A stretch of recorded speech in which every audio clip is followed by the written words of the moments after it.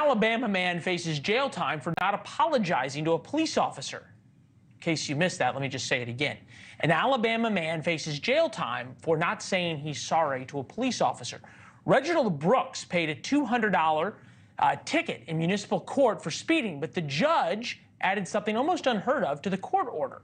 Judge Nicholas Bull of Ozark, Alabama, the father of 2 kids, was ordered to write an apology letter to the police officer who ticketed him.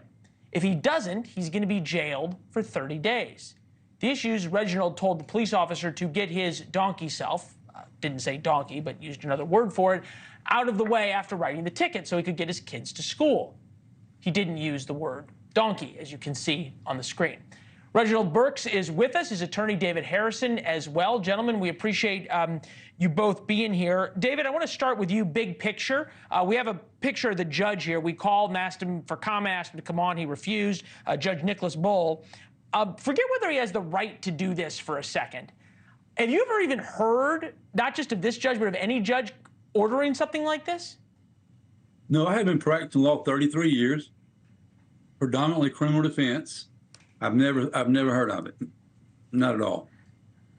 It's crazy. Reginald, the reason we are having you on, my fiance heard about your story and was outraged by it because you were driving your kids to school at 5 o'clock in the morning.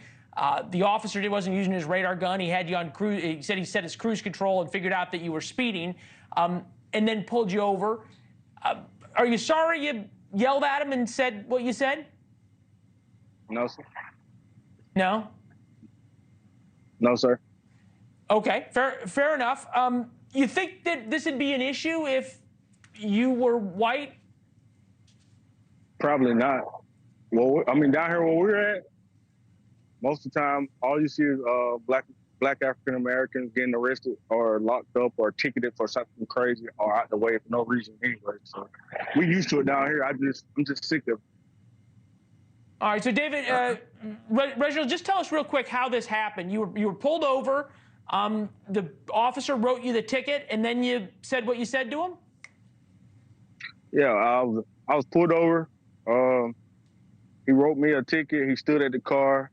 He wouldn't move in front of my mirror of my car, and I kept asking him to move, and he wouldn't move. So I told him eventually. I just told him, "Hey man, get your ass out of the way, cause I can go take my kids to school. They're already late because of you."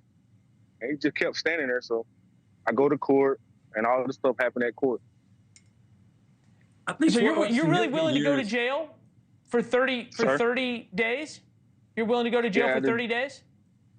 Yes. Yes, for my rights, I go to jail for 60, 30 days, whatever they want me to do. As long as I can prove my point about we got rights. If we don't stand up for them, we won't never have them.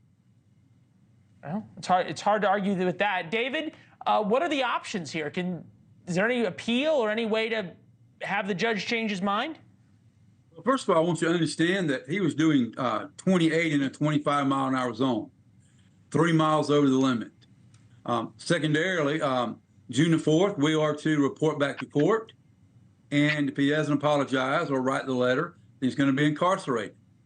At that point, we feel like that his rights will be violated. Alabama's in the 11th Circuit, and in the 11th Circuit, there's a plethora of cases, specifically McDonough versus Garcia, indicates that profane language to a police officer is protected speech under the Constitution of the United States of America, and it can never be used as disorderly conduct, etc.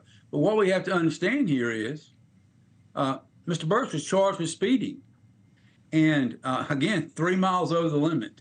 So you understand what we're going to do is report June the 4th, and if they're incarcerating, we're going to be filing our actions in the federal court system.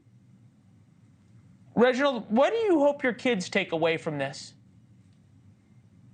I don't know, man. It's hard to say what a kid gonna take from any actions like that or anything that takes place with a police officer, because they always thought the police was there to protect. But now my daughter is terrified of the police. Every time somebody speak of a cop, she start crying for no reason.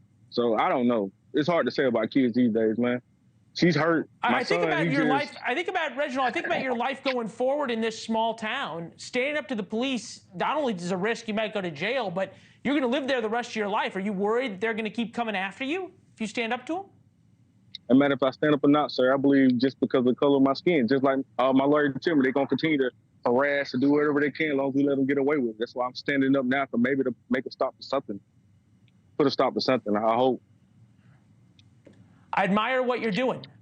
This is how America changed, and this is how America will continue to change, is men like you standing up and doing what they believe in and being willing to pay a real price for it.